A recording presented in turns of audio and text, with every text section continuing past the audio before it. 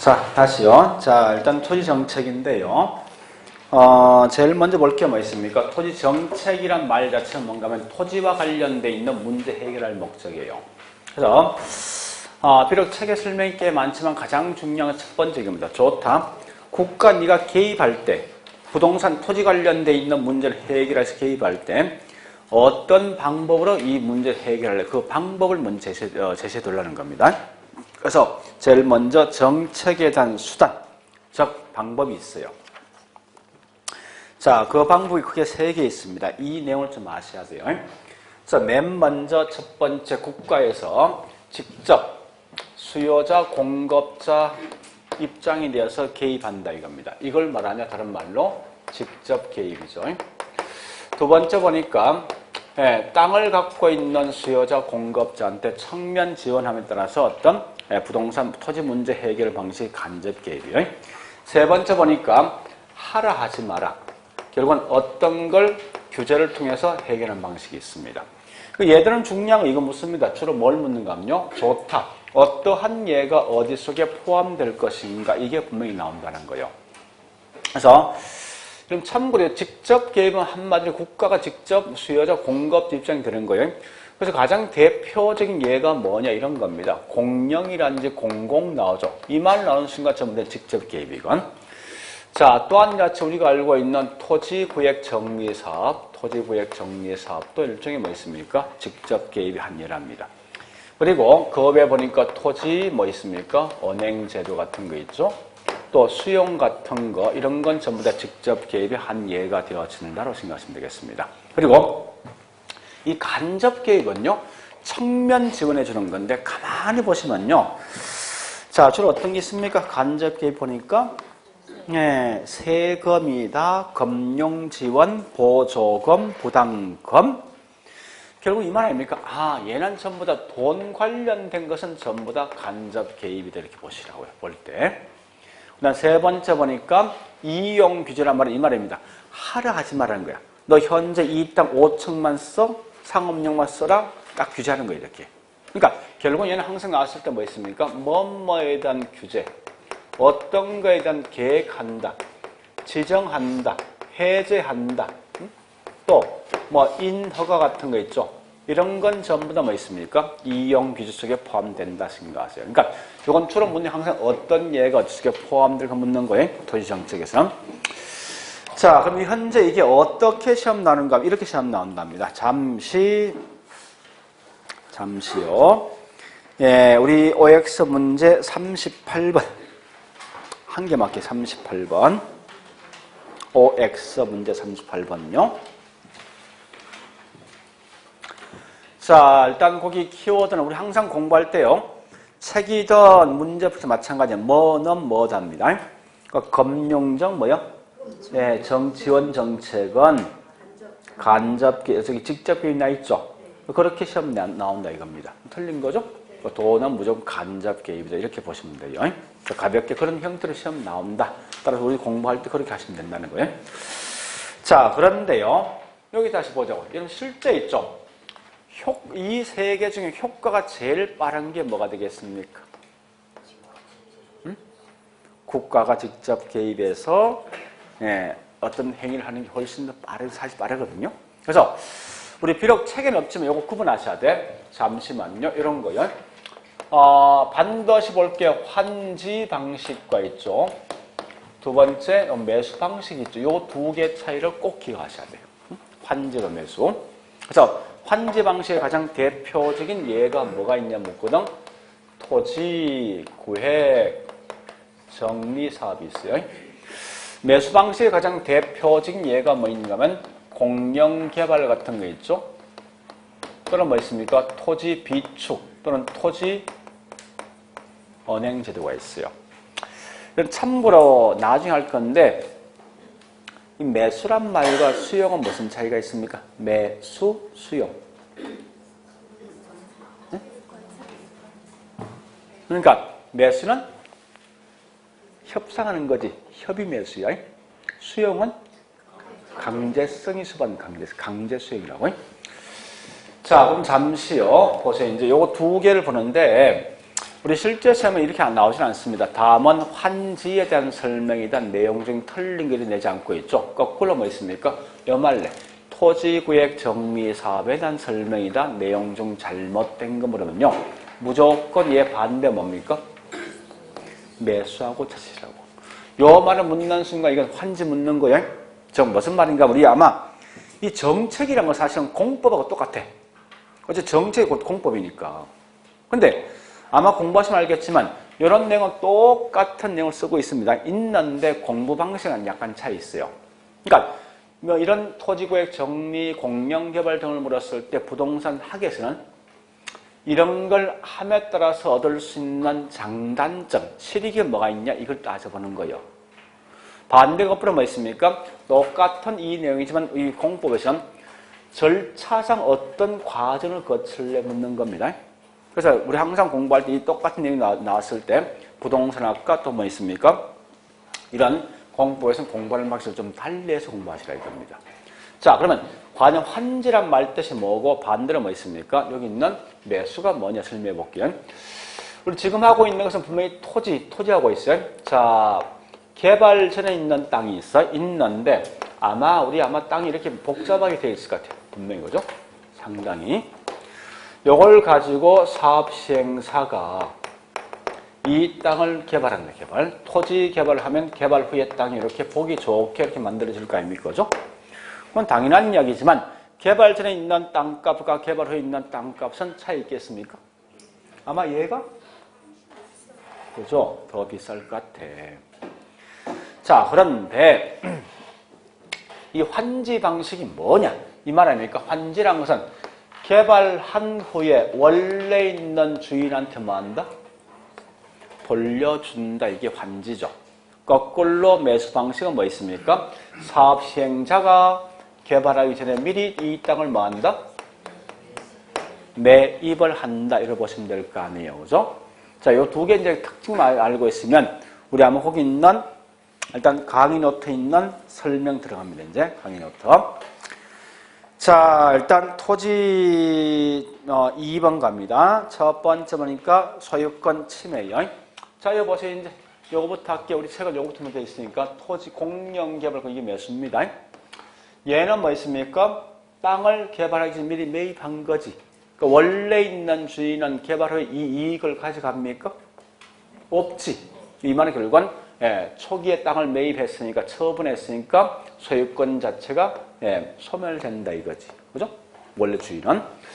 근데 거꾸로 환지 방식은 뭐 있습니까? 항상 소유권 누구한테 있습니까? 원래 있는 주인이 갖고 있는데 우리가 알고 있는 소유권 개념이 뭐예요? 타인에게 배타적으로 사용도, 수익도, 처분도 할 수 있는 권리 아닙니까? 근데 이 환지 방식은 개발되는 기간 중에 이 땅을 처분할 수 있어요. 있지만 개발되는 기간 중에 뭐 있습니까? 사용도 할 수 있습니까? 없을 거 아니야. 그러니까 사용권 자체가 뭐 있습니까? 제한되어 있으니까 이걸 표현할 때 권리 일부가 축소되어 있다라고 쓰는 거예요. 두 번째요. 자, 주민 측면의 주민.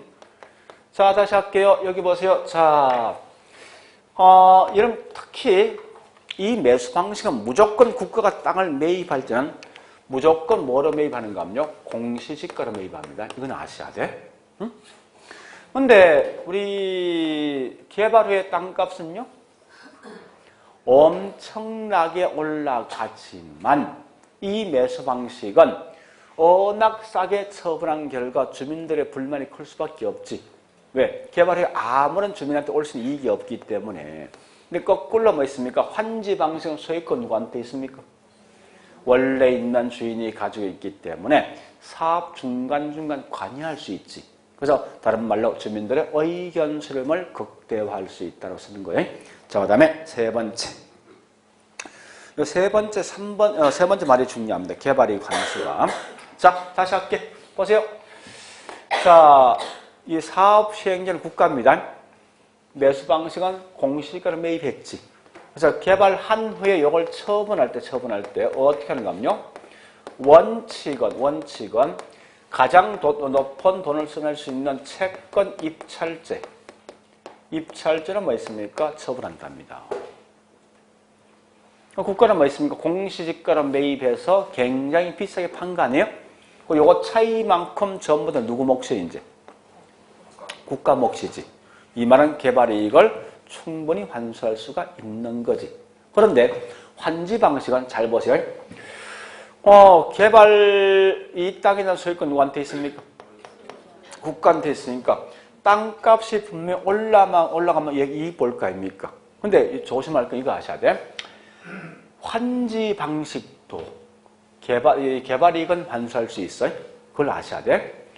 자, 다시요. 환지 방식도 개발이익을 환수할 수 있습니다. 있는데 어떤 방식이냐? 감보율을 통해서 환수한답니다. 감보율. 근데 이게 여러 가지 문제가 있어. 문제가 있는 결과 개발이익을 충분히 환수를 못한다는 거예요. 그러니까 이걸 아시라 이겁니다. 환지 방식은 개발이익을 환수할 수 없다 쓰면 안 돼. 감보를 통해서 개발이익 환수할 수 있는데 이게 문제가 뭐 있습니까? 어떤 위치상 가격 등을 잘못 측정한 결과 이게 환수가 충분하지 못한 단점이 있다는 거예요. 이렇게 보시면 돼요.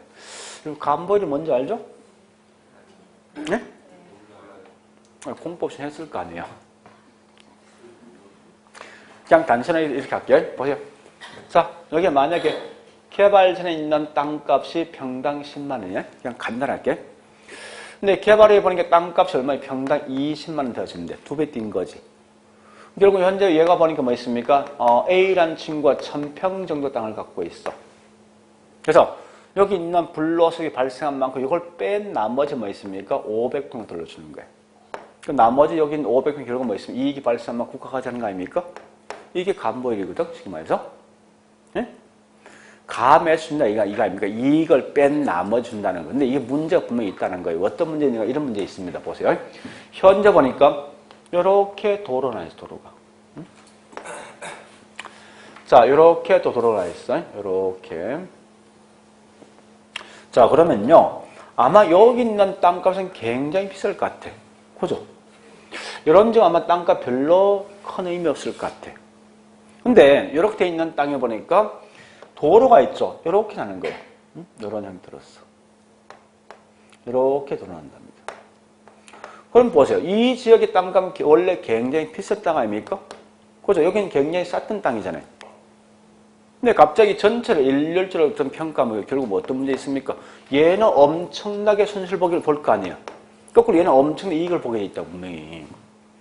그러니까 이게 결국은 감보율 자체가 잘못 책정되어짐에 따라서 여러 가지 문제가 있다는 거예요. 그래서 말뜻이 뭔가 하면 환지 방식도 개발이익은 환수할 수 있는데 문제는 뭐 있습니까? 충분하게 환수하지 못한다는 단점을 갖고 있다는 것만 아시면 되겠습니다. 자, 그 다음에 사업에 대한 속도. 자, 다시 보자고요.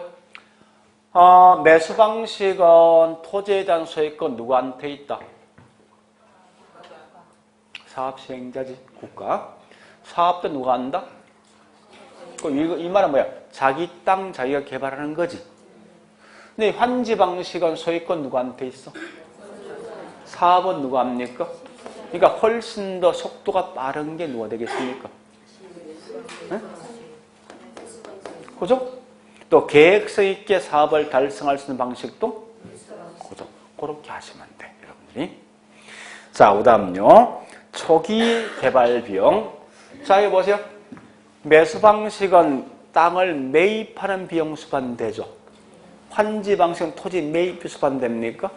그래서 초기 개발 비용이 훨씬 더 많이 드는 게 매수, 공영 개발.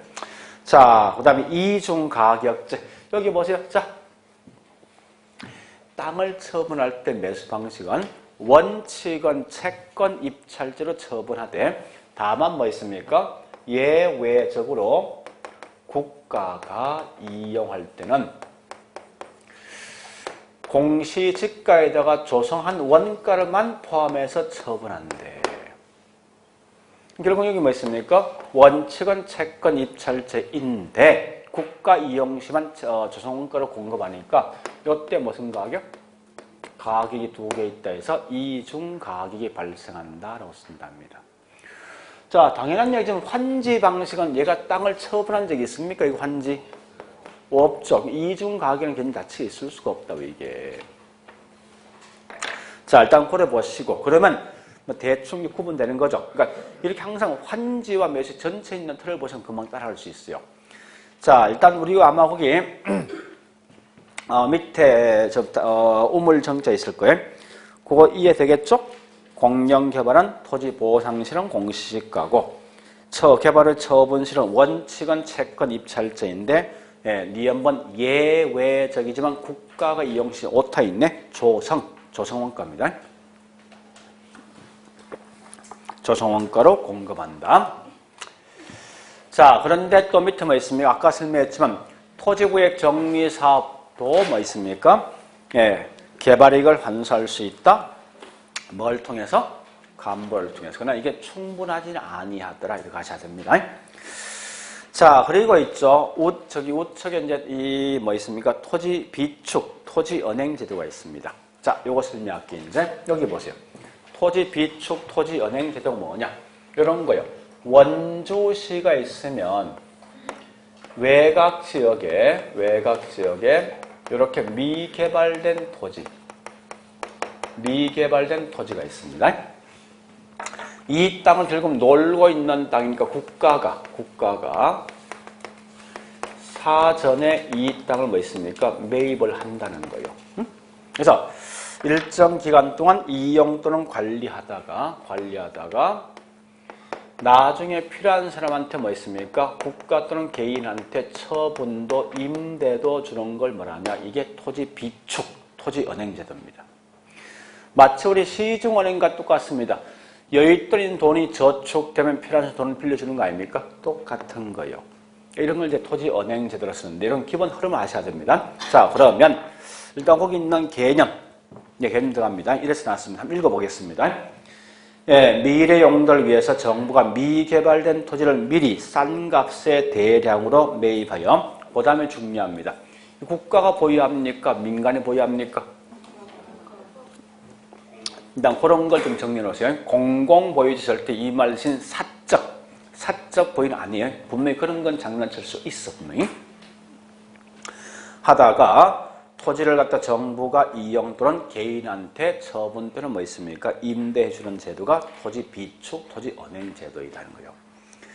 특히 얘는 뭐 있습니까? 장단점 보시는데, 자, 첫 번째 장점 보니까 무질서, 무계획적인 도시 스프를 자체가 뭔냐면 이게 무질서, 무계획의 용어입니다.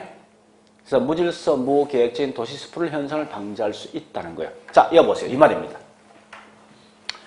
자, 원래 이게 개인 땅일 때, 원주시가 도시화가 되면 인구는 점점 뭐 하겠습니까? 많아지겠지. 인구 많아진 만큼 땅값은요?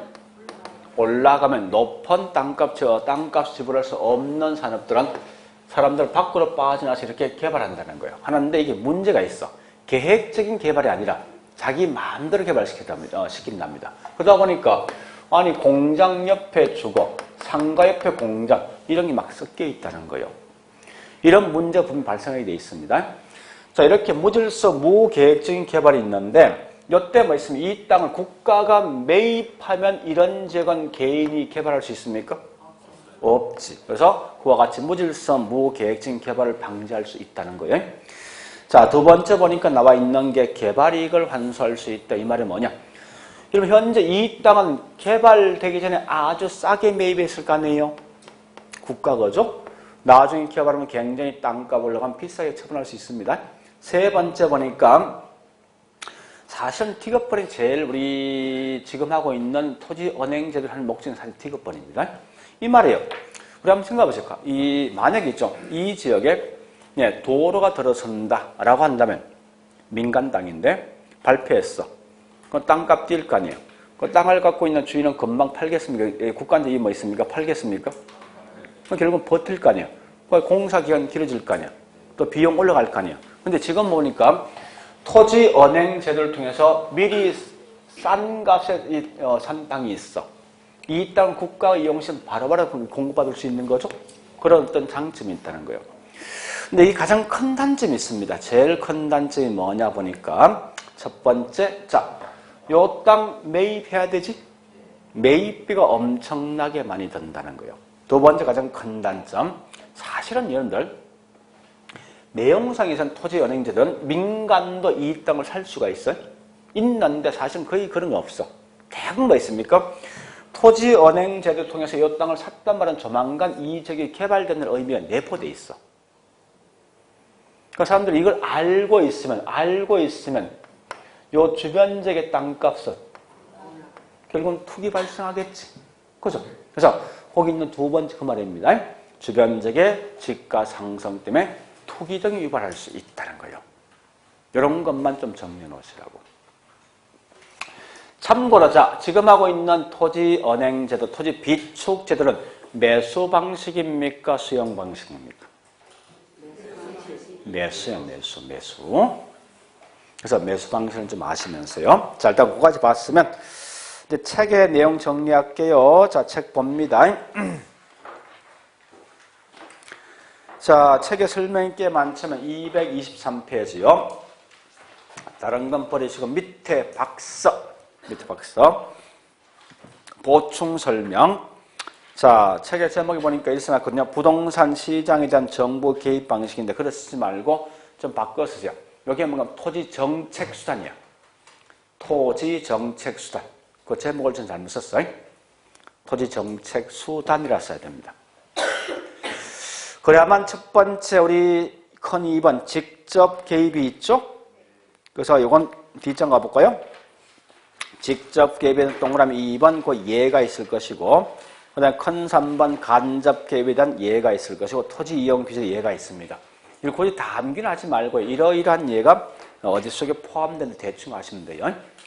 자, 224페이지 갈로 3번 지역 지구제. 이건 앞에 제가 했던 거예요. 했는데 중요한 것만 체킹하자고요. 자, 갈로 2번 지역 지구제 목적. 그래서 동그라미 1번을 보시는데 1번 제일 첫째 줄 끝에 외부 불경제 갈로 속에 어울리지 않는 이용을 제거 또는 감소시킬 목적. 요거만 기억하시라고요. 자, 그리고 225페이지 보니까요. 갈로 3번 지역 지구제 효과가 있어요. 동그라미 1번 그 박스가 있어요. 박스 있는데 마지막에 주택 가치 상승 나 있지. 우리 항상 아까 했어요. 단기는 여러분 제일 중요한 게 뭐가 중요합니까? 단기. 요거 집어넣으라고. 이 말이 가장 중요합니다. 그래서 주택 가치 상승 뒤에 이렇게 초과 이윤선을 하고. 초과이윤. 그 다음요. 동그라미 2번 장기의 기억에 뭐 있습니까? 박서.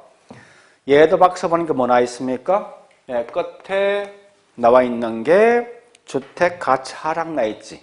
그 뒤에 뭐 있으면 정상 이윤이란 말 써놓으세요. 이게 꼭 들어와야 돼. 단기에서는 초과이윤, 장기는 정상 이윤이란 말이 꼭 들어야 됩니다. 자, 그래 보시고 넘어갑니다. 예, 227페이지 갈로 4번 개발이익 환수제도. 지금은 그냥 넘어갑니다. 자, 뒷장 볼까요? 예, 228페이지 보니까 동그라미 3번이 있습니다. 거기 뭐 토지 언행 비축제도 있죠. 요건 정리하시는데, 자, 아까 했은 의는 가장 중요한 말이 뭐가 중요하냐?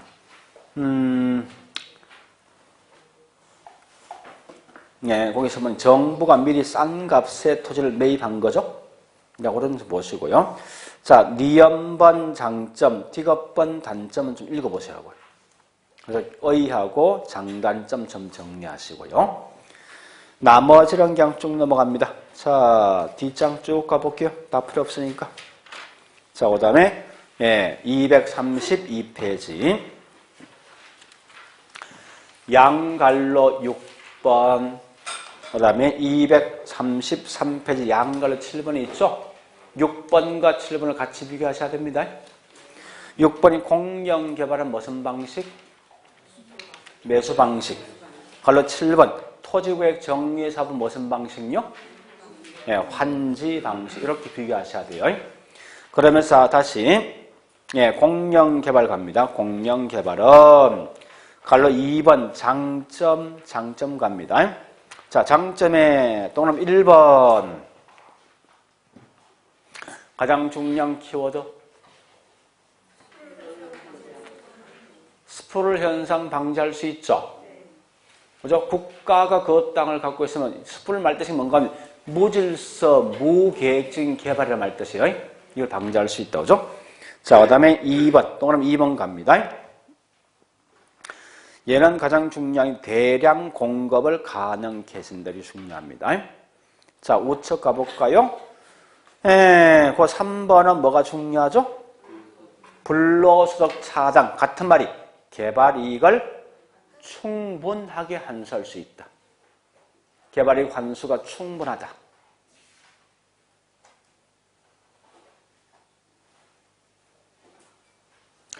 네 번째는요. 네 번째 이 말입니다. 여러분 보셔야 돼요. 자, 여기 보세요. 국가 네가 땅을 굉장히 싸게 매입했잖아요. 그죠? 한 것만큼 모든 이익을 다 처먹지 말고 막말해서 좀 토해내라는 거야. 누구한테? 그렇지. 그 말이에요. 그러니까 소득이 낮은 분한테는 아주 싸게 공급을 해주라 이거예요. 자, 그 다음에 5번도 이해되겠습니까? 투기 방지할 수 있죠. 그죠? 그 다음에 단점 가볼게. 자, 단점에 1번 갑니다. 자, 다시. 여기 있는 현재 이 방식은 현지입니까? 매수입니까? 매수지. 근데 땅을 살 때 뭐로 매입하지? 무조건 국가가 매입하면 지금 공시지가예요. 몽땅 다 공시지가. 불만 클 거 아니야. 거기 1번이야. 그러니까 토지 소유자 반발이 심하다는 거죠. 2번 키워드 뭐예요? 땅을 갖다 매입하잖아. 매입비가 많이 들겠죠? 막대한 투자가 이루어진답니다. 그 다음에 뭐 3번은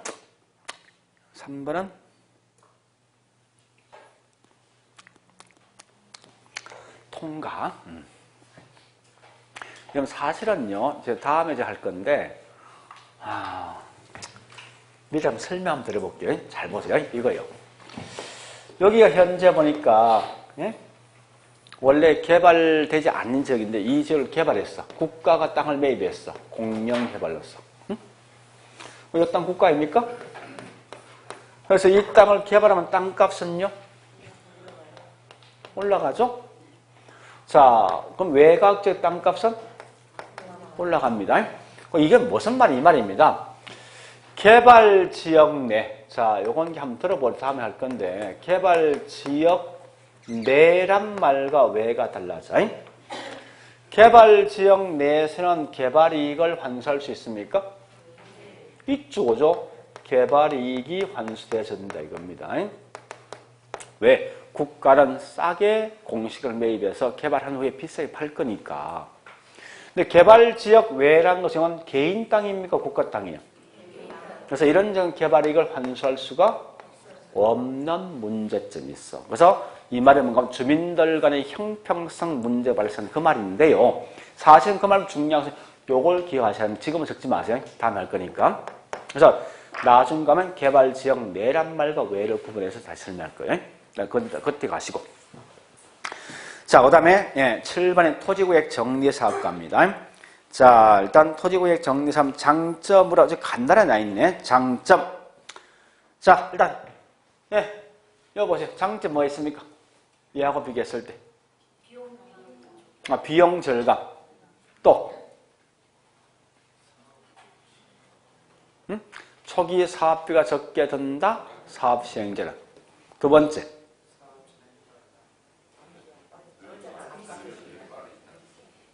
보는 시각에 대한 차이입니다. 원래 땅을 갖고 있는 놈은 엄청 덕을 볼 거 아니야.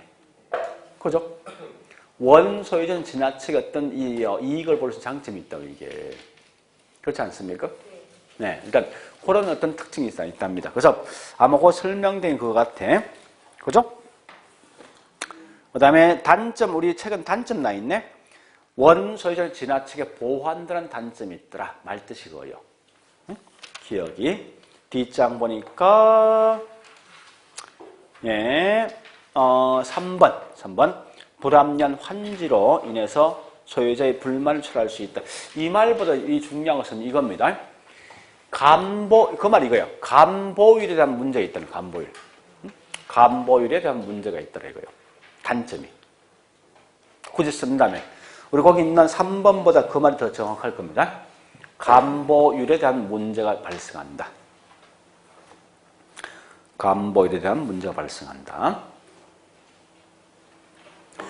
자, 그래 보시고, 그 다음에 8번 통과, 그 다음에 큰 4번 주택정책. 아까 했습니다. 자, 이름 주택정책. 주택 문제 2개 있지. 뭐 있어? 공급 부족해. 공급 부족해. 한 개 더. 아니, 공급 부족해. 집을 만들었어. 근데 살려면 없어. 왜? 돈이 없기 때문에. 구매력에 대한 문제하고 공급 부족이죠. 그래서 해결 방식 보니까 나와 있는 게 235페이지 양갈로 3번, 갈로 1번 뭐요? 공급 확대. 2번 뭐요? 구매력 강화지. 적지마 시험 안 나올 거니까. 다 적기 집은 안 나오잖아요, 이거. 자, 넘어갑니다. 그래서 실상은 중요한 건 236페이지부터 있는 양갈로 4번. 임대주택 정책이 굉장히 중요합니다. 임대주택 정책은 한 번도 이걸 안 나온 적이 없어. 매년마다 꼭 시험 나온다고. 그러니까 매년 나오니까 무조건 이건 공부하셔야 돼. 무조건. 자, 일단 그래 보시고, 일단 조금 끊었다 다시 할게요. 시간 관계상.